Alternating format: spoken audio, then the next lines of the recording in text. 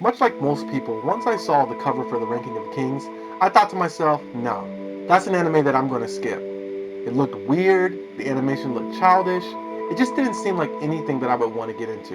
And for me, if I don't know much about the story or I haven't read the manga, art is what I go based on. How does the animation actually look? And like a lot of people, I decided Ranking of the Kings was going to be one of the ones I skipped last year. I started to see people making posts about it.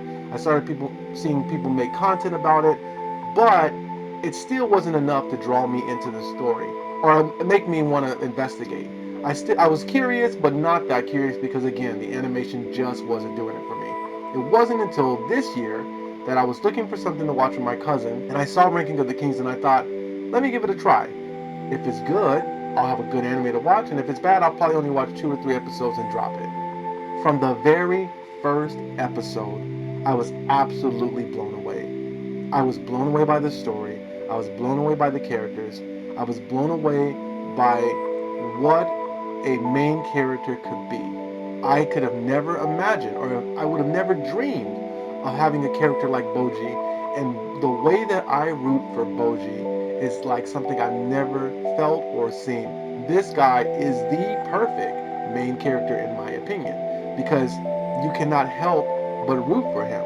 He's literally perfect because while he is forgiving and he shows grace, he also shows that he struggles sometimes.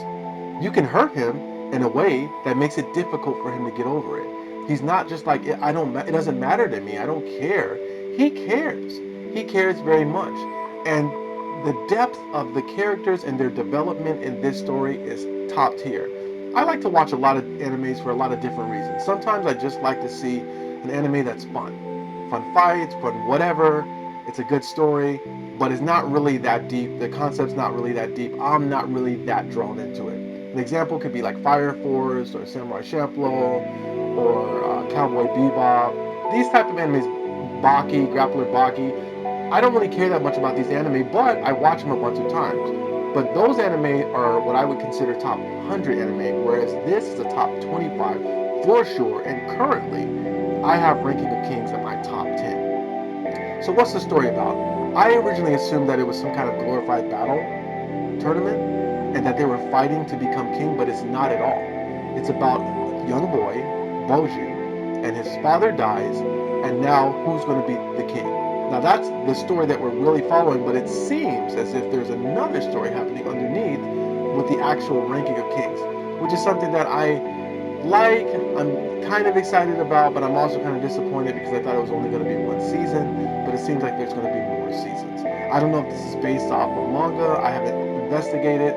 I just know that even though they're probably going to continue on, it's still a great, amazing first season. And Ranking of Kings is one of the best things I've ever seen. Some of the things that I love about it, it's a heart story. And if I had to summarize what I think defines Ranking of Kings is this concept. Do not judge a book by its cover. You can't judge a book by its cover because everybody has a story. And this is illustrated by not one character in this anime from their initial impression. So like when I first find out about the character to the end of the anime, I did not keep the same opinion of them. Not one character.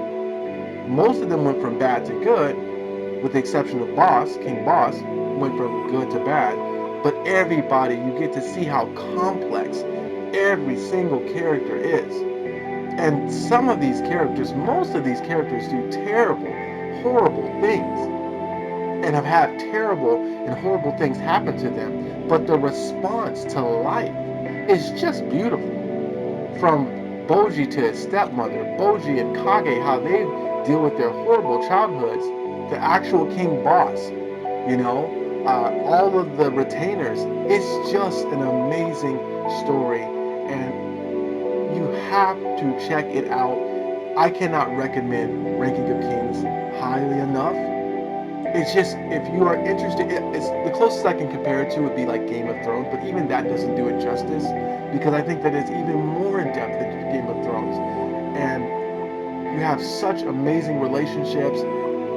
My favorite being the relationship between Boji and Kage. It's an absolute must. Like I said, it's in my top 10. It might not be for everybody because anime is like that, but I think it's going to be for a lot of people. So if you haven't, check out Ranking of Kings, and if you haven't already, be sure to like this video, hit the subscribe button,